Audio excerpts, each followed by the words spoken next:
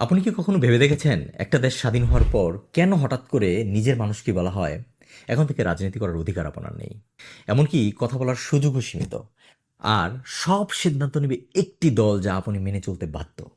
আজকে শুনলে বিষয়টা অস্বাভাবিক মনে হবে, কিন্তু 1975 সালে বাংলাদেশের ঠিক এই অভিজ্ঞতার ভেতর দিয়ে গেছে। এই ব্যবস্থার নাম ছিল বাকশাল।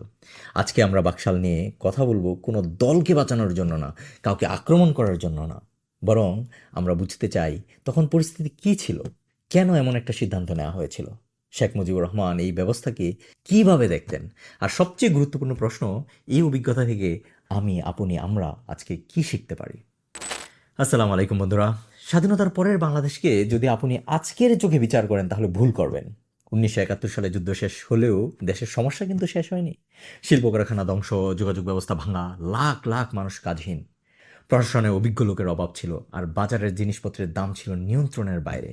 এই ব্যবস্থার মধ্যে দেশ চালানো যে কতটা কঠিন ছিল সেটা আজকে কল্পনা করাও সহজ না। 1974 সালে পরিস্থিতি আরও খারাপ হয়, দেশে দুর্ভিক্ষ দেখা দেয়। বিশ্বব্যাংকের তথ্য অনুযায়ী তখন বাংলাদেশের মাথাপিছু আয় ছিল বছরে মাত্র $94। খাবারের অভাবে মানুষ মারা যাচ্ছিল, আর সরকারের উপর মানুষের ক্ষোভ বাড়ছিল। একই সাথে কালোবাজার, চোরাচালান আর দুর্নীতি এতটাই বেড়ে যায় যে সরকার নিজের দলের লোকজনকেও পুরোপুরি নিয়ন্ত্রণ করতে পারছিল না। এই সময় শেখ মুজিবুর রহমানের সামনে একটি বড় সমস্যা ছিল। একদিকে মানুষের স্বাধীনতার সুফল পাচ্ছিল না, অন্যদিকে সরকারকেও দুর্বল দেখাচ্ছিল। এমনই ভেতরে ভেতরে বিদ্রোহের আশঙ্কা জেগে ওঠে, আর বাইরে ছিল আন্তর্জাতিক চাপ।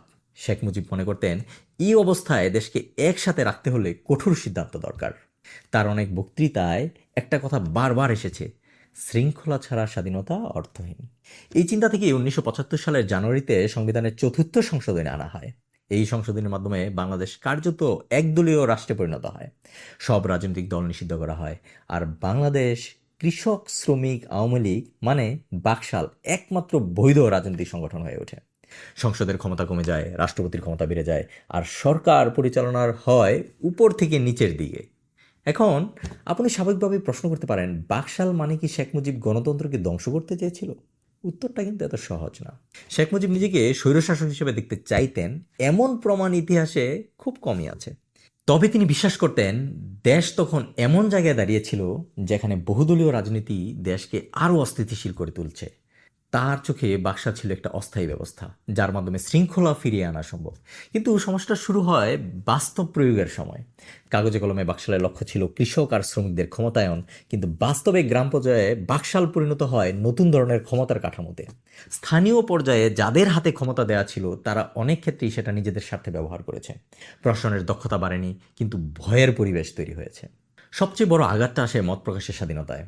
বাকশাল চালুর পর 4টির বেশি সংবাদপত্র চালানো নিষিদ্ধ করা হয়। দৈনিক ইত্তেফাক সহ অনেক গুরুত্বপূর্ণ পত্রিকা বন্ধ হয়ে যায়। সরকারের সিদ্ধান্ত নিয়ে প্রশ্ন করার সুযোগ কমে যায়। কেউ যদি তখন সরকারের সমালোচনা করত তাহলে তাকে ভোগ করতে হতো কঠিন পরিণতি। অনেকে বলেন তখন কঠোরতার দরকার ছিল, হয়তো কিছুটা সত্যি, কিন্তু ইতিহাস আমাদেরকে দেখায় যেখানে প্রশ্ন বন্ধ হয়ে যায় সেখানে ভুলগুলো আরও বড় হয়, কারণ ভুল ধরিয়ে দেওয়ার মতো মানুষ তখন আর থাকে না। বাকশালের সময় এই জায়গাটাই সবচেয়ে দুর্বলতা ছিল। আরেকটা গুরুত্বপূর্ণ বিষয় আছে, বাকশাল চালু হওয়ার পরও অর্থনৈতিক অবস্থার লক্ষণীয় কোনো উন্নতি হয়নি। দুর্নীতি কমেনি, বাজারও নিয়ন্ত্রণে আসেনি, বরং সিদ্ধান্ত নেওয়া আরও বেশি কেন্দ্রীভূত হয়ে পড়েছিল। সব কিছু ঢাকায় বসে ঠিক করার চেষ্টা করা হচ্ছিল, বাস্তব সমস্যার সমাধান মাঠ পর্যায়ে পৌঁছাচ্ছিল না। এখানে শেখ মুজিবুরের ব্যক্তিগত ভূমিকা নিয়ে কথা বলার দরকার। অনেক গবেষক বলেন তিনি ধীরে ধীরে চারপাশের বাস্তব চিত্র থেকে বিচ্ছিন্ন হয়ে পড়েছিলেন।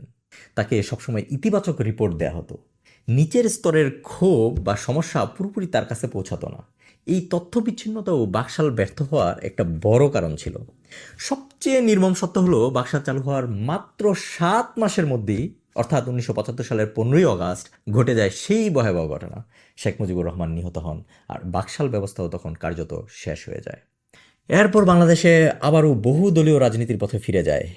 এখন আপনি যদি সব কিছু মিলিয়ে দেখেন তাহলে একটা প্রশ্ন খুব স্বাভাবিকভাবেই আসে, বাকশাল কি সময়ের দাবি ছিল, নাকি এটা ছিল পরিস্থিতি ভুলভাবে বোঝার ফল? হয়তো দুটোই কিছুটা সত্য।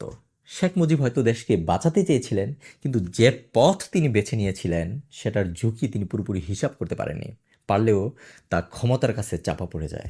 বাকশাল আমাদের একটা বড় শিক্ষা দেয়, শক্ত রাষ্ট্র মানে মানুষের কণ্ঠ রোধ করে না, শক্ত রাষ্ট্র মানে শক্ত প্রতিষ্ঠান, জবাবদিহিতা আর ভুল ধরিয়ে দেওয়ার সুযোগ। যখন এই জায়গাগুলো দুর্বল হয়ে যায়, তখন ভালো উদ্দেশ্য থাকলেও তা খারাপ ফলাফল নিয়ে আসতে পারে। আজ যখন আপনি আবার শক্ত হাতে দেশ চালানো এই কথাটা শোনেন, তখন এই ইতিহাসটা মনে রাখা জরুরি। কারণ গণতন্ত্র দুর্বল হতে এক মুহূর্ত লাগে, কিন্তু ফিরে আসতে সময় লাগে অনেক বছর। এখন আপনার মতামত জানতে চাই, আপনি কি মনে করেন? বাকশাল তখন অনিবার্য ছিল, নাকি এটা ছিল বাংলাদেশের ইতিহাসের সবচেয়ে বড় রাজনৈতিক ভুলগুলোর একটি? কমেন্টে লিখে জানাবেন। আলোচনা সেখানেই হোক। ধন্যবাদ।